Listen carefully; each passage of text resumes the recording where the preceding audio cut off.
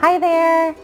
Today I wanted to share with you a fun little watercolor painting. I had some paper scraps that I didn't know what to put on them, and so one day I thought, hey, let's paint some penguins! So today I'd like to show you how to do a fun little watercolor penguin, and maybe if you get really fancy you could do a whole little group of them. They're fun little ones to play around with. So yeah, have fun with these. And maybe you'll just make an entire penguin colony in watercolor, all right? Please share with me your pictures that you've done via my Facebook page, Lori Ehlke's Art. I love to see the art that you create, and I encourage you to subscribe to the page so that you can get more fun art videos included, all right? Thank you so much for watching. So I had some extra little pieces of paper that I had cut off of other paintings. And I thought it might be fun just to do some little penguin sketches on these. I've done these before and I really had a good time with them. So I'm just going to do a real simple sketch.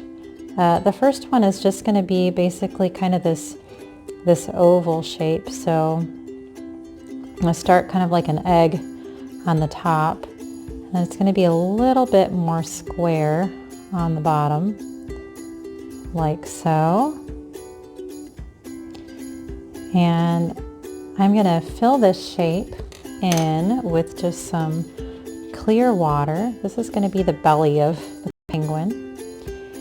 And I don't want this shape to be super dark because, you know, from a distance, the belly of a penguin actually appears white. So I'm going to keep it really light. I'm going to use just a hint of yellow at the top. That's very watery. You can kind of see that. And then I'm going to do just a hint of like a bluish purple at the bottom to kind of give it some shadow. Okay. And I'm going to let that be. One of my favorite things to do as a watercolor artist is to work on multiple paintings at once, because there's this time as you're painting where you have to let one dry. So I'm going to let that dry and jump over to my other one. My other one's going to be a little bit fancier. I'm going to start with a shape that's flat on the top, and then it curves down a little bit in the front here, and then has indications of where some feet would go, and kind of curves down like that. Sorry if my pencil lines are really light. You'll be able to see it a lot better once I've done the watercolor. I don't want them to be too dark, especially in the front part of the penguin. So there's kind of my basic outline here. And the same thing with this penguin. I'm going to start off by just getting it wet and with just plain water, and then using a little bit of yellow towards the top of the penguin, and a little bit of purple towards the bottom. And because this is so watery, and because we'll be using basically like a black to make the other parts of the penguin, this will almost appear white. I mean, the fact that it's on a white background is the only thing that people will be like, oh, okay, there is some color in there, but the rest of the penguin's so dark, and as long as we keep this light, it'll still give us enough contrast.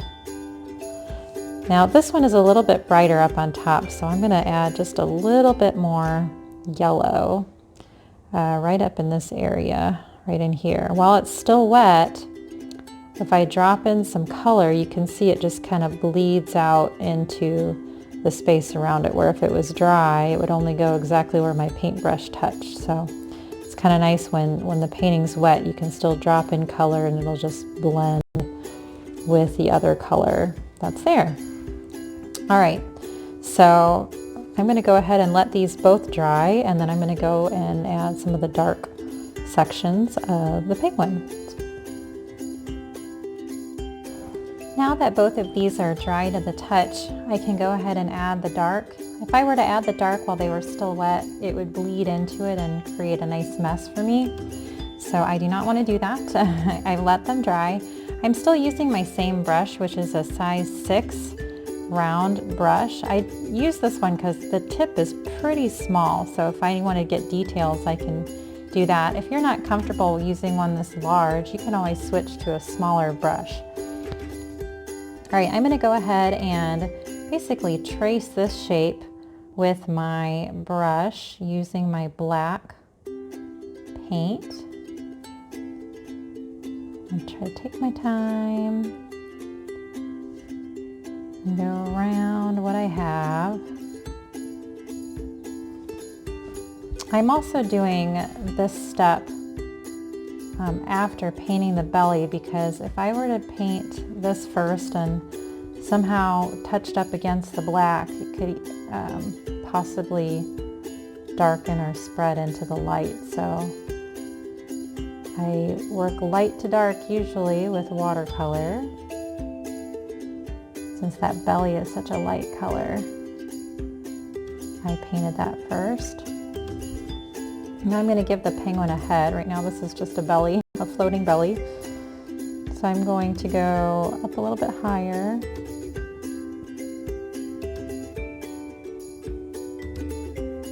Like that with my black. And then I have to kind of decide where I want the beak to go. So he's going to be looking over at his friend here.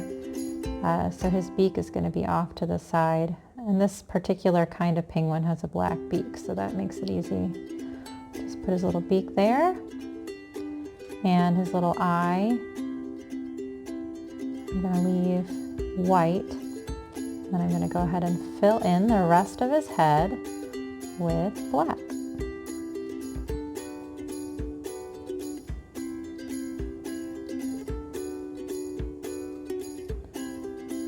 Got a nice dark head. I'm not using a lot of water mixed with my black because I want it to be nice and dark. If you wanted to get really fancy, you could add a little bit of color in. I don't really like to use black, so it might be even cooler, a nice challenge to see if you could paint a penguin without using black. Maybe mix your darks with purples or blues. I've got some purple here. I could throw that in just to make the black a little bit more interesting. So there's his head, and then of course the penguin needs his little flippers, so I'm going to add some little wings here on both sides. You can see my purple kind of coming through now. Some more black. And these are really fun kind of little doodles too. You can make a bunch of them in different directions. Some could be looking off to the side, some could be looking up. You could add little quote bubbles.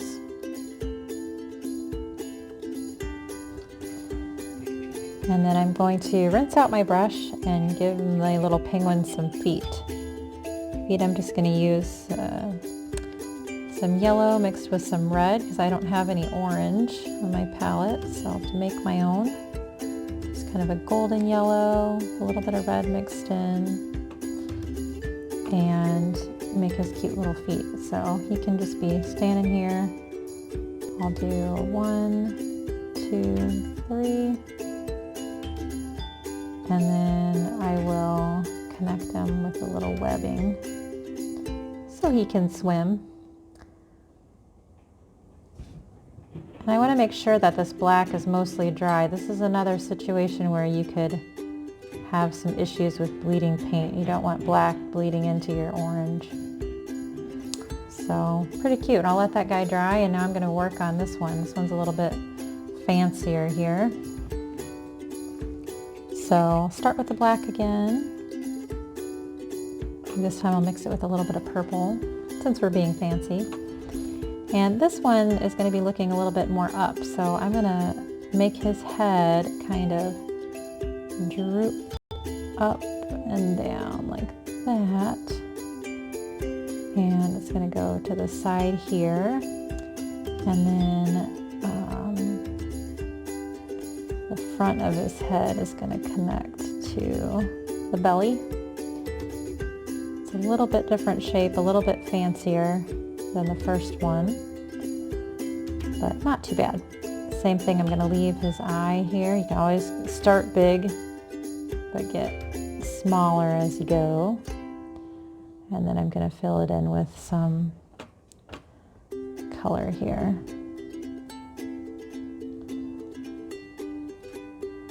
Nice and dark.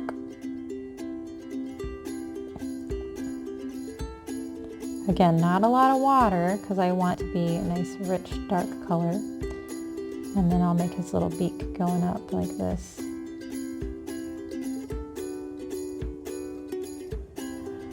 All right, the wing here will only be showing on this side because he's kind of facing to the side a little bit. So I'm going to have this part here kind of smoothly go into his body and then connect all the way down the side of his leg here. You see some of the black. And I'm going to have it come out just a little bit.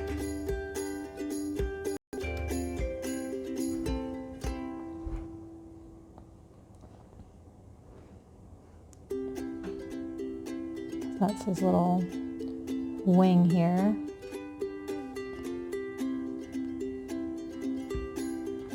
And then because he's standing sideways, we'll be able to see a little bit of his tail. So I'm going to go ahead and make some of that sticking out down here. I'm going to go a little bit wider that way. I'm going to fill that in with black as well. And then this kind of penguin has black feet, so they're going to be going out this way a little bit more. They're a little bit longer too than the other one. So I always start with just the 3 lines so I can kind of map out where I want the feet to be. And then once I have my 3 lines, I connect them to make them look more webbed so they can swim to catch all their fish that they eat. Really fun animals, penguins. I love watching them walk, slide on their bellies, dive into the water.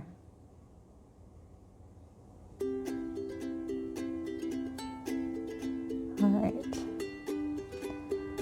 And then the last thing to add on this one is a little bit of orange by the beak. Got a little bit of orange section on the bottom of the beak, so I did leave this part empty on purpose here. I could add just a little bit of orange like that. And I'm going to try to brighten this little section here. Ideally would be a tiny bit brighter, so I'm going to see if I can push the yellow just a little bit more like that. All right, so there are my 2 penguins. They're super cute. I actually have done some other ones that I was going to show you, so here's another one that I did. You can kind of see similar to this one. And then I had another little strip of paper, so I went ahead and did a whole bunch that were just kind of hanging out. You know, little friends walking along in the snow. I haven't done any background for them, but I thought they were cute. They're fun little doodles. So thanks for watching, and hope you can make some cute little penguins and share them with me when you are finished.